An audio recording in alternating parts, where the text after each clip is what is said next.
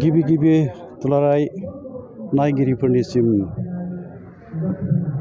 बर' कसारी ओनसोल गावहाय खुंथायनि जानानै आङो साबायखर बा गाहाम हामलायनायखौ बावबाय। दा बे नोंथांनि सोंनाय आयदानि आं फिननो थांनायाव आं बेखौनो बुंगोन जे बर'फोरनि बै समनि बाथ्राखौनो जोङो गिबियाव रायखांग्रोनांगोन। जाय समावनोखि बर'फ्रा गुबुन हारिजों मुगैजानाय नासयजानाय मोनसे थाखोआव जोङो दोनजादोंमोन। बे समाव आफा गुरुदेव कालिचरन ब्रह्मआ बर'नि गेजेराव ब्रह्म धोरोमनि गेजेरजों बर' समाजखौ फोसाबनायनि हाबाफारि लानानै हाबा मावबोआमोनबा, समाज फोसाबनाय हाबा मावबोआमोनबा, धोरोम फोसाबनाय खामानि मावबोआमोनब्ला बर' हारिनि दिनैनि बे गोनोखो मुगासिम जों जे दिनै गोदान सोदोमस्रि बारलांनाय बे मुगायाव जोङो जे दिनैहाय साफा साफा सुबुं महरै खामानि मावनायनि खाबु मोनदों बा जोङो दिनै बिबान लानानै खामानि मावफैदों, बे खाबुखौबो हयथ' जों लानोबो रोंफैनाय नङामोन। बुंनो थाङोब्ला बेवहाय गिदिरथार बिहोमाया आफा गुरुदेव कालिचरन ब्रह्मनिनो बिहोमा बेवहाय दङ। नङामोनब्ला जोङो बे बिफा नङामोनब्ला बर'नि जि मोनसे आसार खान्थिफोर, जोंनि सोलिनाय थानाय जानाय, ओरैनो जों गुबुन हारिजों मुगैजाबायमोन। राव थुनलाइ मोनफ्रोमावबोथ' जोङो नासयजानो, नाख्रेबजानो, गादबजानो मोनसे हारिखा बै समावहाय। दिनैबो बिनि खैफोदनिफ्राय बा बे खैसारनिफ्राय जों उदां जाजोबदों बेखौ बुंनो हाया।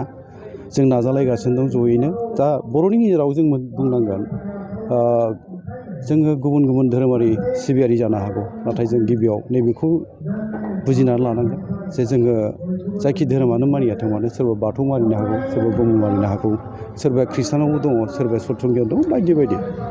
अब्लाबो जों बर' हिसाबैसो जों थांनानै थानांगोन।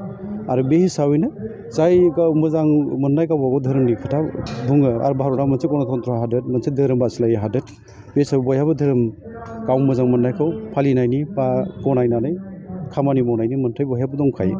दा अब्लाबो नैबे बुब्लियाव आं बेखौ बुंनो लुबैगोन जे बर'नि गेजेरावहाय जोङो गुबैयैहाय ब्रह्म धोरोमनि जि बिहोमा बर' हारिनो होलांनाय, बे बिहोमाखौ जों माब्लाबा बावनो थांनो हाया।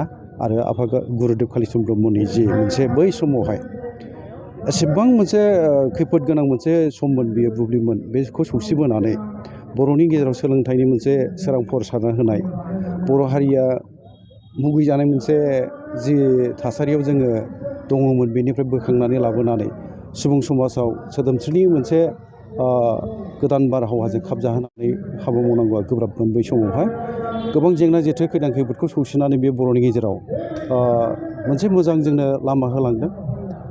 बे लामानि गेजेरजोंनो दिनैहाय जोङो नैबे स्टेजसिम सौफैदों बुङोबा बांद्राय बुंनाय जानाय नङा। आरो आं गोजोननाय दङ।